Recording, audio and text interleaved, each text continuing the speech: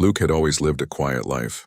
He was a cowboy by choice, spending long days on the wide plains of Arizona, caring for his cattle and riding through the empty stretches of land that seemed to go on forever. He liked the silence and the simplicity.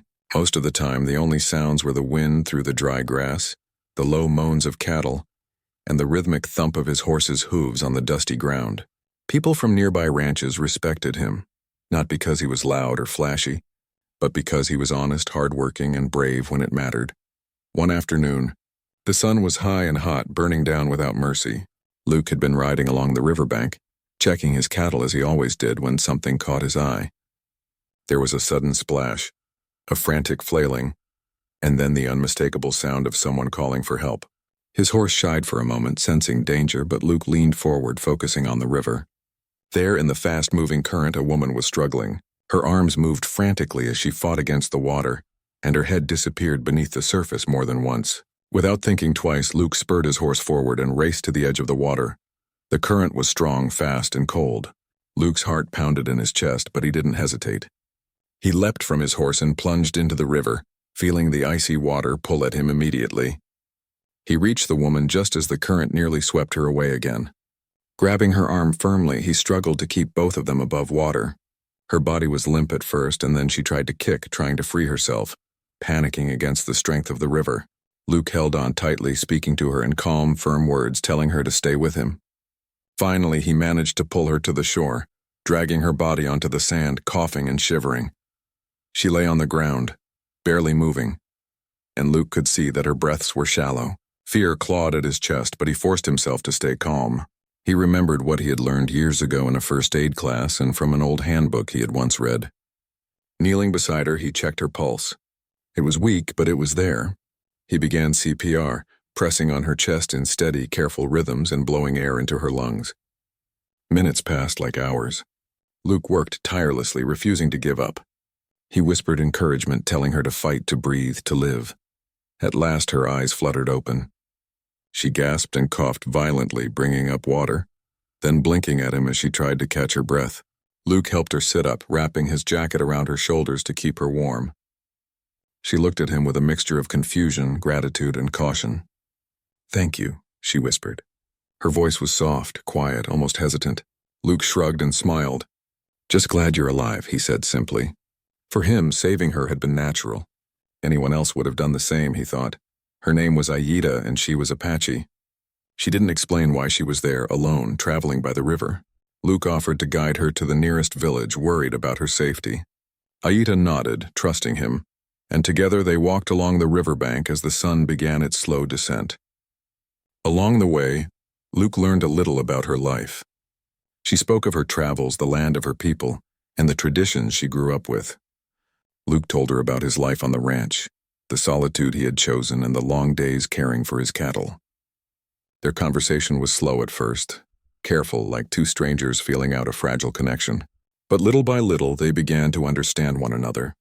The ride back to safety was not easy. The river ran close and treacherous, and the path was uneven. Luke kept a steady hand on Aida's shoulder to guide her over the rocks and through the rough terrain. He could see she was still weak from the near drowning, but she was determined not to show fear. Luke admired her courage the same way he had admired the toughness of his cattle, surviving under harsh conditions. As they moved, he noticed subtle hints in her eyes, a story untold, a life that had already faced challenges and dangers he could barely imagine. That evening, when they reached a small clearing near the village, Aida insisted she could continue alone. Luke, however, could not leave her without ensuring she would be safe. He offered her water from his canteen, and they sat quietly, listening to the sounds of the evening. The wind whispered through the trees, and the first stars began to appear. For a moment there was peace, a fragile moment where danger had passed and survival was assured. But Luke knew deep down that this event was not without consequences. Saving her life was not just an act of kindness, it was a step into something larger than himself, a world he had not yet seen. As Luke returned to his small cabin, he felt a mixture of pride and unease. He had acted instinctively, courageously, and saved a life, but he could not shake the feeling that this moment would ripple far beyond the riverbank, unseen, unnoticed by him. Members of Aita's tribe had already begun to hear about the event. While they were grateful that she had survived, some were curious and others cautious. In their world, strangers who intervened could bring both blessings and challenges. Luke had acted without knowing the full picture, and that picture was larger than he could imagine. That night, as he sat by the fire, Luke thought about Aita. He thought about the river, the strength it had taken to pull her out, and the fear that had gripped him for only a few minutes but had felt like hours. He remembered her gasping, her eyes opening, the soft whisper of her thanks. He felt a strange connection, one he did not yet understand. He had saved her life, yes, but he could sense that life, now intertwined with his, would bring new experiences, new challenges, and perhaps new dangers. He stared at the stars above, thinking about the vast land he called home, the river that could almost take a life, and the woman whose path had crossed his. In the quiet of the night, Luke resolved to be ready for whatever came next. He could not know the full consequences of saving Aita, but he knew that he would face them with the same determination he had shown by the river. Courage was not just for moments of danger, it was for every choice afterward. And this choice, this act of helping another human being, was only the beginning. The next morning, the sun rose slowly over the plains, casting golden light on the dusty ground. Luke stepped outside his cabin, rubbing the sleep from his eyes, and immediately noticed movement near the edge of his property. A small group of people had gathered, members of Aita's Apache tribe. At first, Luke felt a flicker of unease. He had no idea how they would react to him. Aita stood quietly among them, her posture calm but her eyes alert, scanning Luke with a mixture of trust and caution. One of the elders stepped forward, a man with a weathered face and deep, knowing eyes. He spoke slowly in a language Luke only partially understood. Aita translated, her voice soft but firm. "He saved me," she said. "He did not harm me. He acted to keep me alive." The elder nodded, his eyes studying Luke as if weighing his spirit, his intentions, and his courage. Luke felt a strange mix of pride and nervousness. He had never been judged by anyone like this before, and the weight of their scrutiny made him feel small.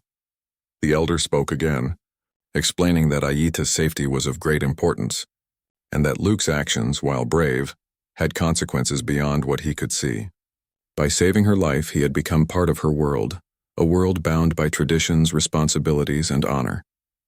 Luke listened carefully, realizing that this was no ordinary rescue. He had crossed invisible lines without knowing it, and now he needed to understand the rules of this new world. Over the following days, Luke and Aita spent more time together. He taught her about the land he knew so well, how to find hidden water sources, how to read the signs of the wind and the sky, how to care for cattle and navigate the open plains. Aita, in turn, shared pieces of her life and culture. She explained the importance of the rivers and mountains to her people, the sacred ceremonies and the values that guided her actions. Luke was fascinated. He had spent his life on the land, yet he realized there were ways of seeing it that he had never imagined. Despite their growing friendship, tension lingered.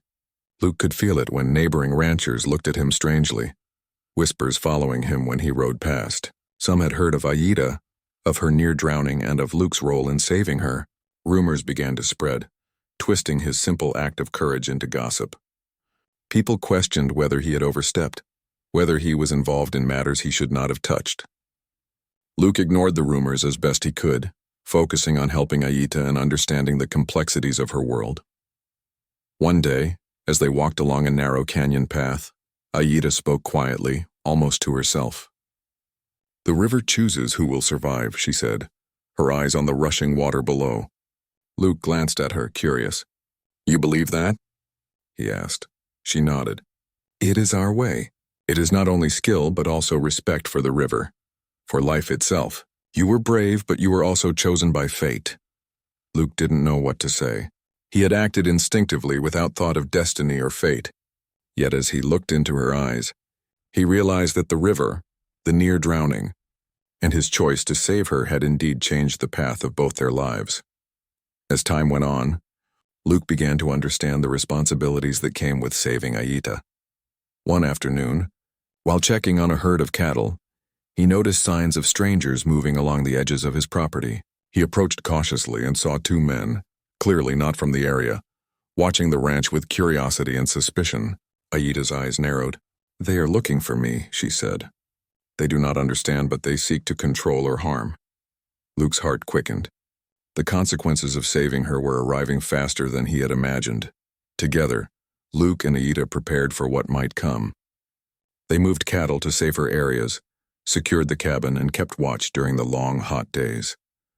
Luke felt a strange pride in how quickly they adapted, how naturally they worked together. It was no longer just about survival. It was about trust, partnership, and understanding. He realized that Aida had become more than someone he saved. She was a teacher, a companion, and a bridge to a world he had never known. Then came the storm.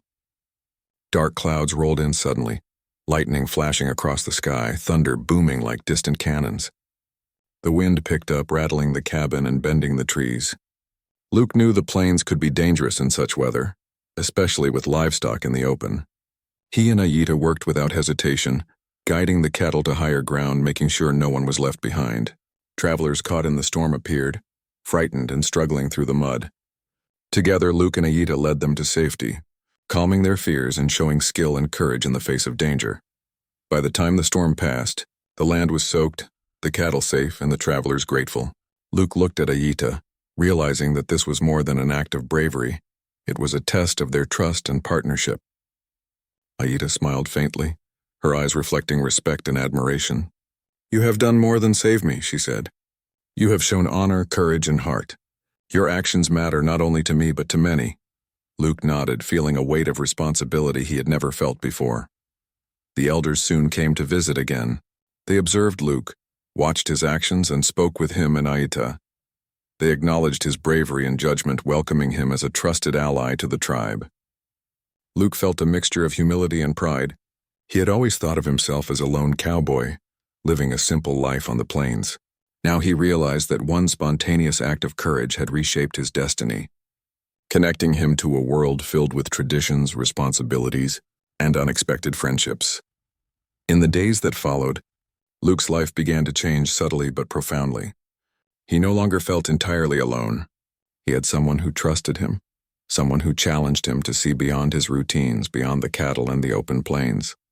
Aida's presence reminded him that courage was not only for moments of immediate danger, it was for every choice, every connection, and every act of kindness that followed. One evening, as they stood on a hill overlooking the plains, the river flowing quietly below, Luke reflected on the journey that had brought them here. The memory of pulling Aida from the water, the fear, the rush, the relief, it all felt vivid, alive, and meaningful. He realized that life could change in a single instant, that bravery could ripple far beyond the moment of action, and that sometimes, helping another person could open doors to worlds one had never imagined. Aida turned to him, her eyes calm and thoughtful. "The river has given life and lessons," she said softly. "It is not just survival, it is understanding. You have learned, and so have I. Together we see more." Luke nodded, feeling a deep respect for her wisdom. In that moment, he understood that saving a life was only the beginning. The consequences, challenges, lessons, and unexpected friendships were part of the journey, shaping who they both were and would become. The story ends with Luke and Aida standing side by side, the plains stretching endlessly before them, a quiet river running through the land. Luke knows that life will never be the same. One act of courage, one decision to jump into cold, dangerous water had changed everything. It had connected him to a new world, taught him about trust, honor, and partnership, and shown him that bravery is measured not just in the moment, but in the ripple of consequences that follow. The plains are quiet again, but Luke feels alive, ready to face whatever comes next, knowing that some acts, no matter how simple they seem, can leave a lasting mark on both hearts and lives.